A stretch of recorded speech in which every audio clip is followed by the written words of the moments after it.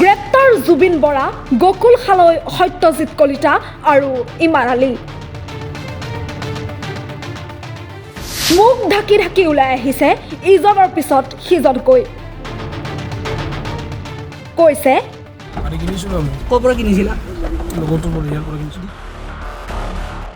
পিছে গাড়ী কিনি কিয় আৰক্ষীৰ জালত পৰিল এওঁলোক?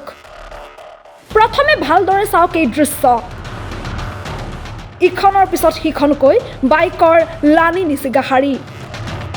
ইয়াতেই থাকিব পাৰে আপোনাৰ হেৰুৱা বাইকখন। যদি আপোনাৰো বাইক চুৰ হৈছে তেন্তে যাওক গড়চুক আৰক্ষী থানালৈ।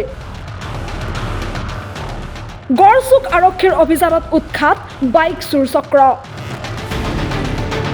ছয়গাঁৱৰ পৰা আৰক্ষীয়ে অভিযান চলাই জব্দ কৰে 12খনকৈ বাইক। গুৱাহাটীৰ বিভিন্ন প্ৰান্তৰ পৰা বাইকসমূহ চুৰ কৰি লুকাই ৰাখিছিল বিজয়নগৰৰ এখন ভিতৰুৱা গাঁৱত। আৰক্ষীয়ে গ্ৰেপ্তাৰ কৰিছে 4টাকৈ গভাইট চোৰক।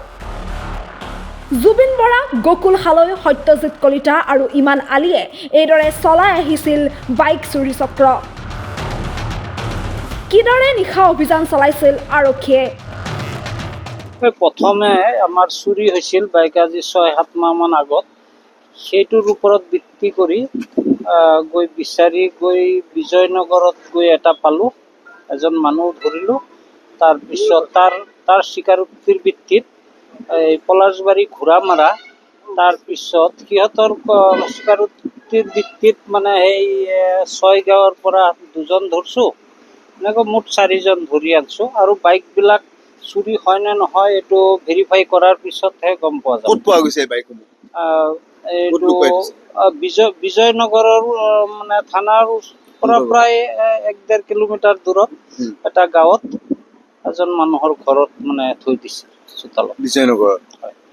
চোতালত ৰাখিছিল? হয়। লক ভঙা আছে এই বাইকসমূহ? হয়। কমপ্লেইন আছে নে এই বাইকবিলাকৰ? এইটো ভেৰিফাই কৰিলেহে গম পোৱা যাব। Bureau report, time 8।